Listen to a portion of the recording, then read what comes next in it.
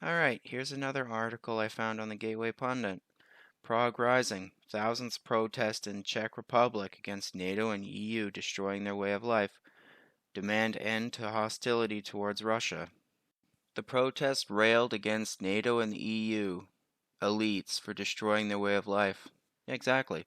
The elites, they can afford the high gas prices, but the average middle class, no. They'll get wiped out with those gas prices and oil. To make prices worse, I heard somebody sabotaged the Nord Stream pipeline. Now, of course, people are blaming Russia, but why would Russia do that? Russia has Western Europe by the balls, literally, with the oil and gas. Why would they sabotage the pipeline? Makes no sense to me. Alright, so now I'm going to go through a few tweets that I found. This one right here, this Dan Crenshaw guy, he was a Republican darling for a while. I think the first time I saw him was on Louder with Crowder. But anyway, you see, he's talking about, yeah, investing in the destruction of our adversary's military without losing a single American troop strikes me as a good idea. You should feel the same. Me, I think that's awful. Using someone else to fight your battles for you. That reminds me of Afghanistan and the Soviets. The Americans trained the Afghanis, the Mujahideen, and gave them weapons to fight the Soviets. And then in Vietnam, the Soviets gave weapons to the Viet Cong and they fought the Americans. You can say the British did the same thing with the Indians and the French their Indians. This other tweet is from AOC, and she says, "We are morally obligated to support Ukraine."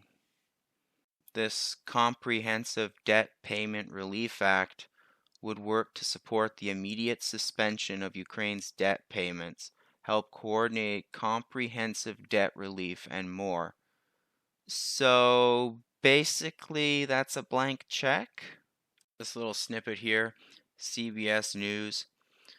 Documentary Arming Ukraine explores why much of the billions of dollars of military aid that the U.S. is sending to Ukraine doesn't make it to the front lines.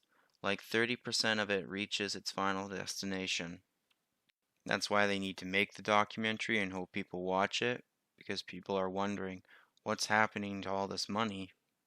For me, when I see the fact that only 30% of it reaches the final destination, that makes me scratch my head.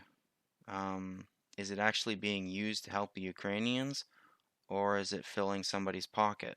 I just remembered how I read an article. AOC was talking about burdens of capitalism concentrating wealth among the rich, which is why people aren't having as many kids. Why? Because the burden of capitalism is too great, and yet she's the same politician who wants to give the Ukrainians a blank check to help pay their debt.